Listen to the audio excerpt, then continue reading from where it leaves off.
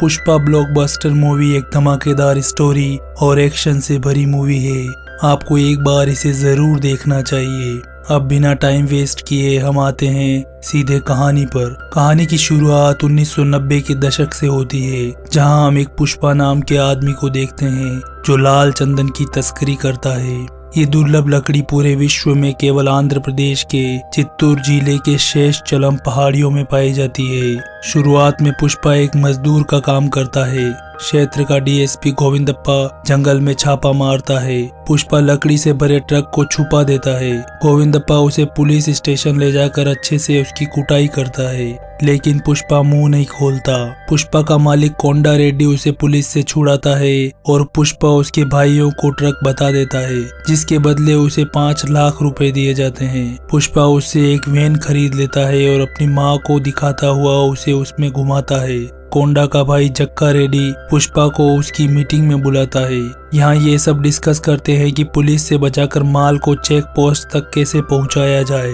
तभी पुष्पा अकेले में कोंडा को आइडिया बताता है कि हम दूध के टैंकर के 2 भाग करके नीचे लकड़ी और ऊपर दूध ले जाएंगे, जिससे पुलिस को पता नहीं चलेगा। ये आइडिया काम करता है और माल निकलने लगता है। धीरे धीरे पुष्पा कोंडा के छोटे हिस्से का पार्टनर बन जाता है।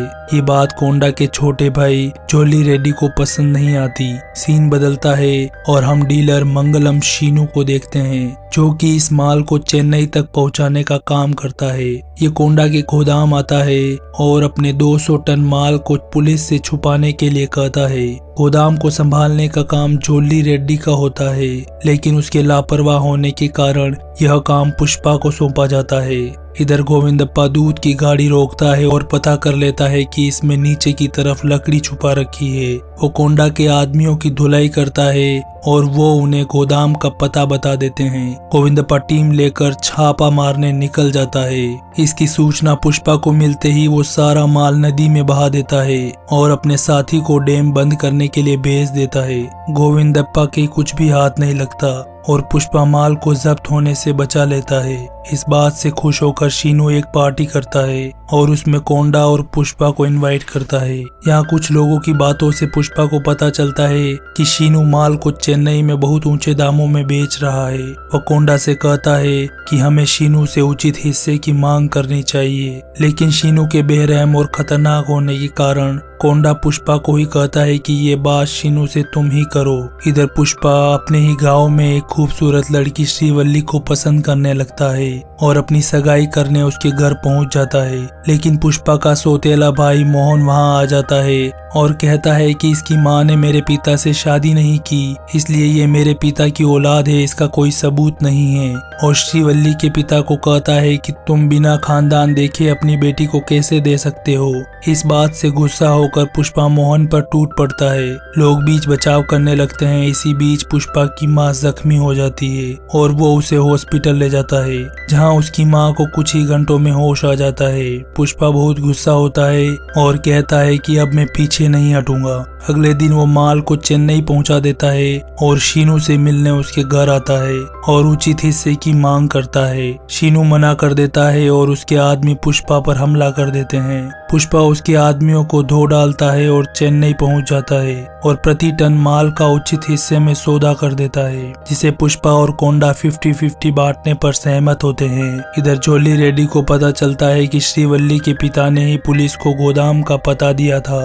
वो श्रीवल्ली को अपने साथ एक रात गुजारने पर उसके बाप को छोड़ने का वादा करता है। जब ये बात श्रीवल्ली पुष्पा को बताती है तो पुष्पा जोली की अच्छी खासी कुटाई करता है, जिससे उसे अस्थायी लकवा हो जाता है।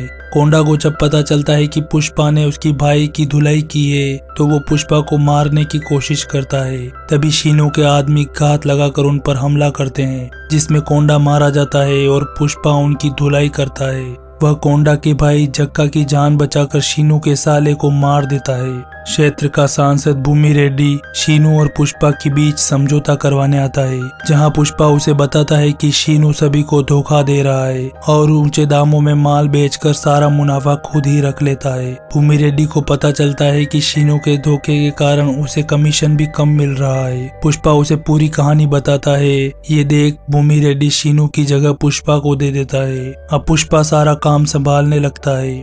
6 महीने बाद पुष्पा एक प्रभावशाली व्यक्ति बन जाता है। इधर शीनू की पत्नी अपने भाई की मौत के कारण बहुत गुस्से में होती है, क्योंकि उसका पति उसके भाई का बदला नहीं ले पा रहा था और अपने पति शीनू का गला काट देती है, जिससे वो घायल हो जाता है। दूसरी तरफ पुष्पा अपनी चरम सीमा पर होता है। असफलता के कारण डीएसपी गोविंदप्पा अपना इस्तीफा दे देता है। उसकी जगह पर एक क्रूर एसपी भंवर सिंह शेखावत कार्यभार संभालता है। पुष्पा उसे अपनी शादी के कार्ड के साथ ही 1 करोड़ की रिश्वत ऑफर करता है, लेकिन शेखावत उसके नाजायज मन पर हंसी उड़ाता है और उसके कपड़े और अपने कपड़े का अंतर बताता है कि मैं ब्रांड वाले कपड़े पहनता हूँ, और उसे साहब कहने पर जोर देता है। इस अपमान के कारण पुष्पा बहुत गुस्सा होता है और अपनी मुट्ठी भींच लेता है। शेखावत उसे मुट्ठी नहीं खोलने पर उसकी मुट्ठी में गोली मारने की धमकी देता है। हताश मन से पुष्पा पीछे हट जाता है और उसे साहब कहता है। अब शेखावत पैसे रख लेता है और पुष्पा चला जाता है।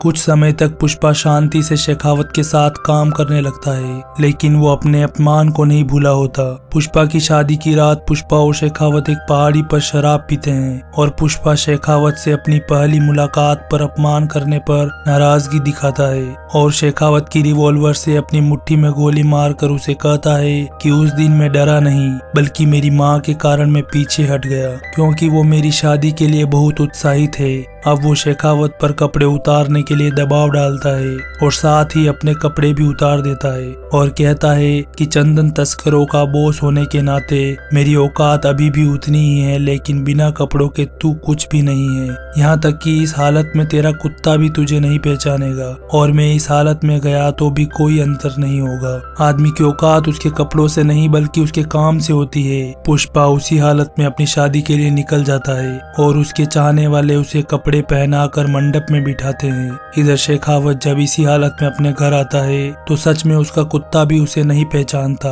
और उस पर भौंकने लगता है। गुस्से में शेखावत उसे गोली मार देता है और पुष्पा द्वारा भेजे गए रिश्वत के पैसे भी जला देता है, और यही मूवी का एंड हो जाता है। ये मूवी एक्शन से भरी है, आपको एक बार इसे जरूर देखना चाहिए। इसका नेक्स्ट पार्ट भी आएगा और उसका इंतजार हमें रहेगा। आई होप आपको वीडियो पसंद आई होगी। वीडियो को लाइक करें और अपने दोस्तों के साथ शेयर करें, और भी इसी तरह की वीडियोस देखने के लिए हमारे चैनल को जरूर सब्सक्राइब करें।